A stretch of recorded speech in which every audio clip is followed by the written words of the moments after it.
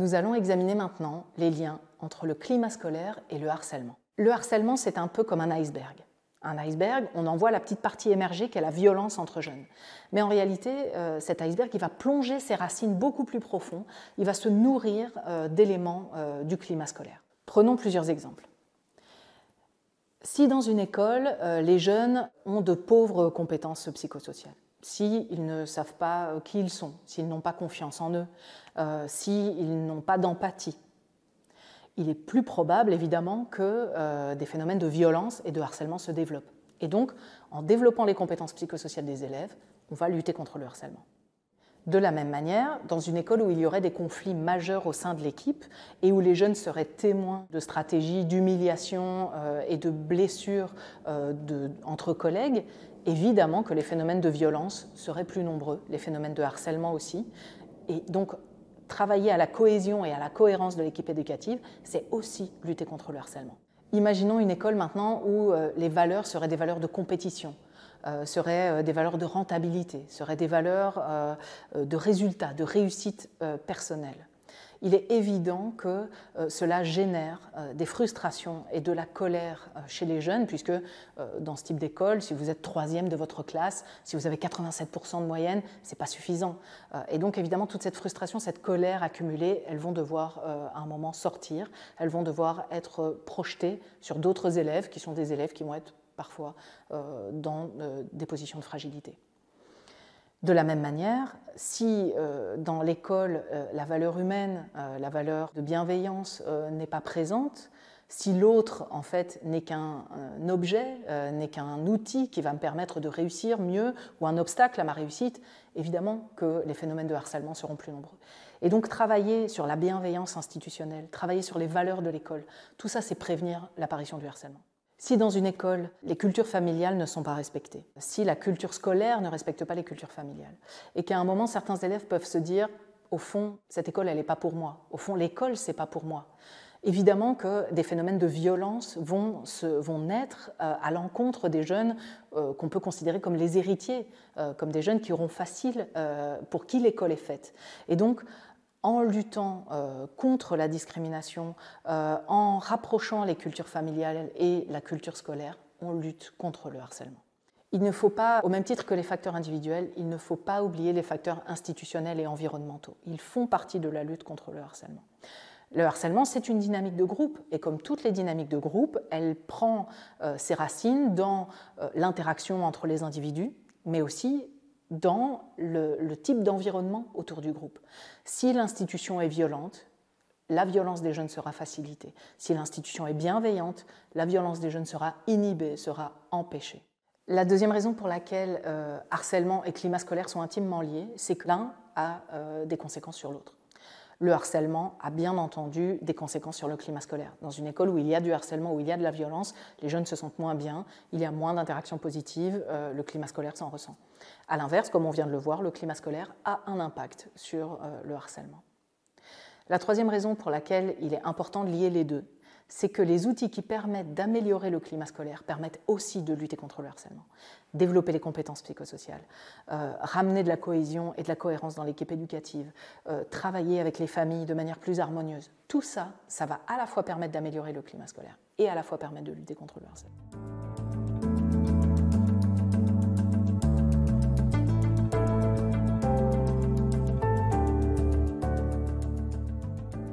L'approche, c'est de dire ce que ça n'est pas d'abord. Le climat scolaire, ce n'est pas simplement le bien-être.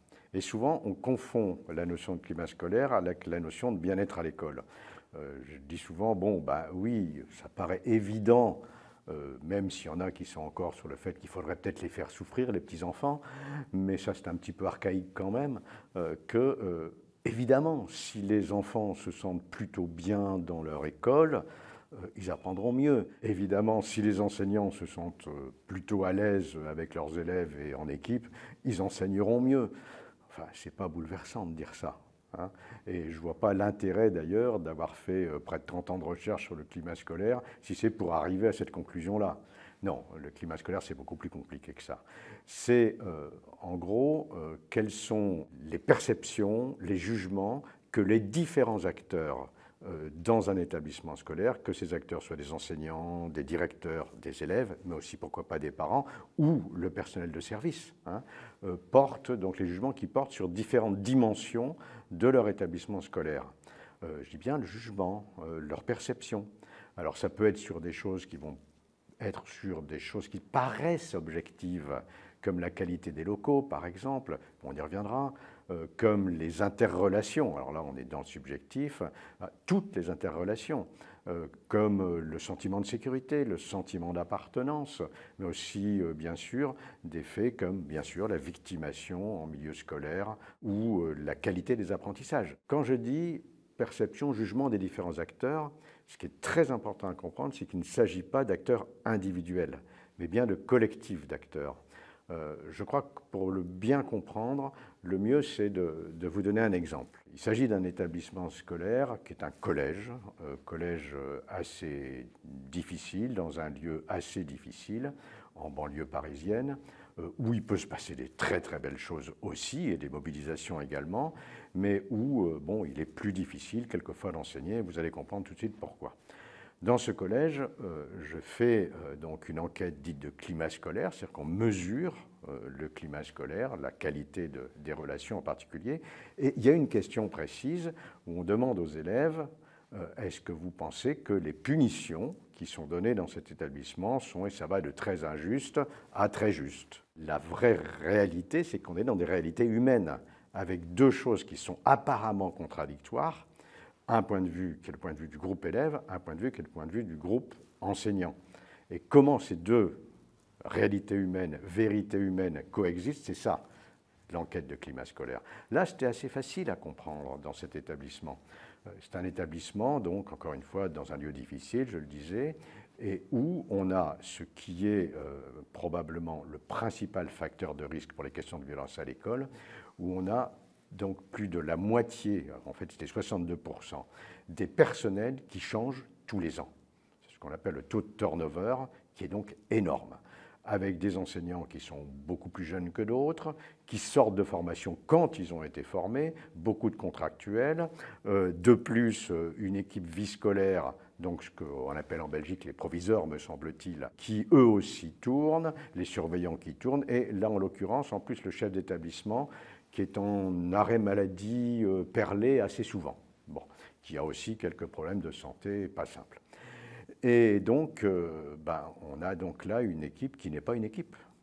On a des adultes qui sont complètement perdus, où donc les enseignants, pour essayer d'être maîtres de leur groupe, qui n'est pas simple, hein, il ne s'agit pas de dire que les gosses sont faciles, hein, qui donc voient des adultes qui tournent sans arrêt, ces enseignants vont punir. On a un taux d'exclusion de classe qui concerne plus de 60% des élèves à répétition, un taux d'exclusion temporaire de l'établissement qui dépasse les 30%. Bon, donc c'est énorme. Donc on peut se dire que les élèves ont raison, on punit trop. Oui, mais les adultes n'ont pas tort quand ils disent que c'est trop laxiste, comme il n'y a pas d'équipe. Comme il n'y a pas, je dirais, une équipe d'adultes debout, ce que j'appelle moi souvent une bande d'adultes. Bon, ils ne peuvent pas faire face, donc ils se sentent complètement démunis, complètement abandonnés à une indiscipline globale. Les facteurs essentiels du climat scolaire, si vous voulez, bon, on peut faire des listes et des listes très nombreuses, hein. Il y en a qui disent les 7 facteurs principaux, les 5, les 40, peu importe. Hein. Simplement se rendre compte que c'est effectivement multifactoriel, qu'il n'y a pas une chose qui explique le climat scolaire. Je vois par exemple actuellement les recommandations de l'OCDE, de l'ONU même, sur la mesure du climat scolaire, c'est 3 questions, c'est un peu léger. Les facteurs donc sont des facteurs qui peuvent être liés, je dirais, d'abord aux interrelations. Bon, c'est très clair que ce sont toutes les interrelations. Les relations entre élèves, les relations entre élèves et enseignants, les relations entre élèves et toutes les fonctions possibles à l'intérieur d'un établissement, mais aussi les relations entre les adultes, que ces adultes soient des professionnels ou que ce soit avec les parents. Cette question du sentiment d'appartenance réciproque de tous les acteurs de l'établissement, y compris d'ailleurs les parents. Comme on dit chez MI, donc, hein, dans le nord de la France, il ne faut pas qu'un établissement, ça soit comme un ovni dans un champ de betteraves. C'est-à-dire que, est-ce que c'est une école du quartier ou une école dans le quartier? Et c'est une nuance extrêmement importante. Donc, toutes les interrelations, encore une fois. Et n'oublions surtout pas les interrelations entre adultes, encore une fois. Hein, en sachant que, de toute manière, tout va se construire aussi autour de cette relation entre adultes. Quand on reparlera des questions de harcèlement, par exemple, on verra à quel point c'est important. Les deuxièmes facteurs sont des facteurs qu'on dira plus objectifs, qui, encore une fois, peuvent paraître objectifs, mais ne le sont pas complètement, c'est-à-dire les locaux, la qualité des locaux, les moyens, on dira, mais aussi la manière dont ils sont perçus. Le troisième facteur, c'est le sentiment de justice. Ce sentiment de justice, qui est évidemment corrélé à tous les autres facteurs du climat scolaire, est véritablement, encore une fois, nodal. Bon. C'est vraiment à partir du moment où on a un sentiment de justice partagé qu'on peut réussir à avoir un climat scolaire positif. Sinon, ce n'est pas possible. Et on va osciller dans des établissements scolaires à des proportions de 1 élève sur 5, par exemple, à 8 élèves sur 10, vous voyez, qui pensent que les punitions sont injustes. Ce qui veut dire aussi que ce n'est pas simplement un effet d'adolescence. Parce que si c'était le cas, 100% des adolescents devraient trouver que c'est injuste. Non, ça veut dire qu'il y a des effets établissements, des effets locaux. La question des apprentissages eux-mêmes, la qualité des apprentissages. Qualité des apprentissages, mais aussi confiance donnée dans la qualité de ces apprentissages par les élèves, mais par les enseignants vis-à-vis des élèves. Est-ce que j'ai un degré d'exigence vis-à-vis des élèves qui est suffisamment important, par exemple? Après, il y a tous les facteurs qui vont tenir autour donc de la sécurité. Bon, la sécurité, donc par exemple, tout ce qui va tourner autour de l'intimidation, le harcèlement, suivant comment on l'appelle, une politique claire par rapport aux règles, par rapport à ça. Une politique claire aussi par rapport au sentiment de justice qui est très lié à ce sentiment de sécurité, et donc, ben oui, le règlement scolaire. Oui, cette question de la punition qui est effectivement très nodale à ce niveau-là, au niveau de l'acceptation du règlement. Vous voyez, tout ça va très ensemble.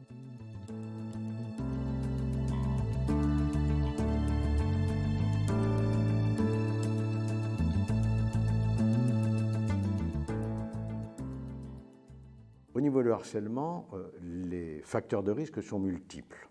Ils sont effectivement des facteurs qui peuvent être personnels, hein, ce que les psychologues appelleraient le tempérament, le caractère. Moi, en tant que sociologue, j'aurais tendance à penser que de toute manière, le caractère ou le tempérament est socialement construit. Mais bon, il peut y avoir des facteurs familiaux, c'est vrai. Par exemple, savoir que certains styles parentaux sont des styles plus à risque que d'autres, que par exemple quand on a un style parental autoritariste avec châtiment corporel, vous avez beaucoup plus de risques que votre donc enfant soit lui-même un harceleur parce qu'on lui a montré que régler ses problèmes, c'était les régler par la violence. Ou au contraire, un gosse qui est tellement en danger, tellement replié sur lui-même, tellement peur de tout, qu'il est plus à risque de devenir harcelé. Vous avez des facteurs qui peuvent être des facteurs socio-économiques, c'est vrai, mais ce ne sont pas les seuls facteurs. Quand on dit qu'il faut attendre la révolution prolétarienne et qu'il n'y ait plus d'inégalités sociales pour régler le problème, je pense qu'on a le temps d'avoir encore beaucoup de victimes. Bon. Et en plus, ce serait monocausal et donc déterministe, ce qu'on leur reproche quelquefois. On a des facteurs qui sont des facteurs liés au groupe, liés à la socialisation dans un quartier, par exemple l'appartenance à des groupes déviants, hein, c'est très connu. Bon. Et puis on a des facteurs scolaires. Des facteurs scolaires qui sont des facteurs, alors là très clairement liés au climat scolaire, mais aussi à des violences structurelles, voire institutionnelles quelquefois. Ces facteurs sont étudiés, sont hyper connus, mais je dirais depuis des dizaines d'années, et ils touchent à plusieurs choses. Il touche à la qualité des équipes éducatives, hein, c'est vraiment le premier facteur, qualité qui va dépendre donc de la stabilité des équipes éducatives, bien sûr. Trop peu de stabilité empêche d'avoir une vision partagée entre autres la discipline, et donc aussi de la protection des élèves, et peut-être une connaissance partagée des élèves. Donc ça, c'est quelque chose d'important, tout en sachant quelquefois que trop de stabilité peut nuire. Hein. On a quelquefois, je dirais, des enseignants, c'est humain, hein, qui ont leur niche écologique et qui vont prendre uniquement tel type de classe, et celle où on va rassembler les élèves les plus difficiles, comme par hasard, ce sera le petit jeune qui vient d'arriver qui va les avoir. Hein. Ça, c'est un facteur de risque, et le deuxième, maximal. Hein, c'est plus vous mettez ensemble des élèves qui sont en difficulté, plus vous créez ce qu'on a appelé pendant longtemps dans l'enseignement spécialisé les classes cocotte-minute. Des travaux, les miens, je me rappelle, j'avais écrit un article là-dessus en 1995, donc ça commence à dater un petit peu, mais les travaux de Jean-Paul Paillet, par exemple, qui ont été très intéressants, donc qu'il a menés dans les collèges et qu'il a souvent dupliqué ensuite, sur l'ethnicisation, c'est-à-dire la manière dont on met ensemble des élèves qui, en réalité, sont majoritairement des garçons d'origine ethnique différente, mais qu'on va amalgamer dans une ethnicité qui serait la seule ethnicité, on dira, en gros, c'est les autres, quoi. Du coup, on crée toutes les conditions pour que ces classes soient plus difficiles.